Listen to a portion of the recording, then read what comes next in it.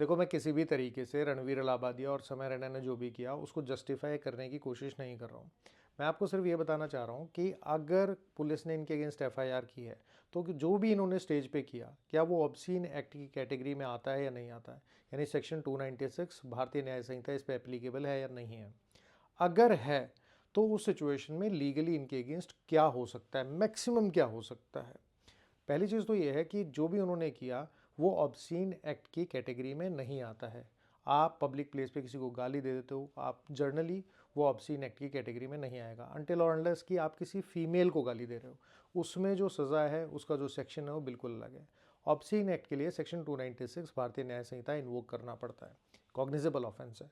अगर हम ये मान भी लें कि रणवीर इलाहाबादिया ने एक कंटेस्टेंट से एक वल्गर क्वेश्चन पूछा, और उस सिचुएशन में अगर हम ये मान भी लेते हैं कि वो वल्गर क्वेश्चन जो है वो ऑब्सीन एक्ट की कैटेगरी में आता है, तो बाय वर्च्यू ऑफ सेक्शन 296 इसके अंदर एफआईआर तो हो सकती है, लेकिन ये बेलेबल ऑफेंस है। यानी जिसके अगेंस्ट भी इस तरह के एलिगेशन लगते हैं उसको पुलिस स्टेशन में पुलिस वाले अरेस्ट करके नहीं रख सकते। Bail is the right of the accused in bailable offences. दूसरा, इसमें मैक्सिमम पनिशमेंट कितनी है? सिर्फ 3 महीने या फिर 1,000 रुपये का फाइन, या फिर दोनों। और जनरली 296 के केसेस में कोर्ट में चार्जशीट जाने के बाद अगर पूरा ट्रायल चलता भी है तो कोर्ट भी इसमें फ़ाइन अमाउंट पे जनरली अक्यूज़ को छोड़ सकते हैं।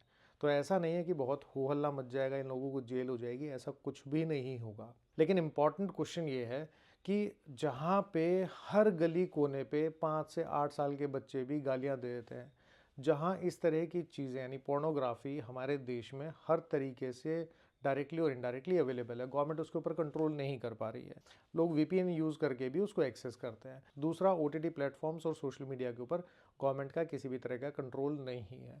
जब तक कोई स्पेसिफिक ऑफेंस ना हो जाए गवर्नमेंट और पुलिस कुछ नहीं कर सकते।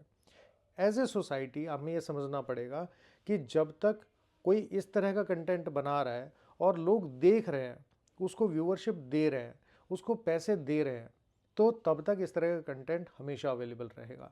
अगर आप किसी को भी प्रॉब्लम होती है इस तरह के कंटेंट से, तो वो उस तरह के कंटेंट को देखना बंद कर दे। साथ में जो भी उसके साथ में नोटिफिकेशन आता है उसमें नॉट इंटरेस्टेड का अगर ऑप्शन चूज़ करते हैं तो आपको उस तरह का कंटेंट कम दिखाई देगा।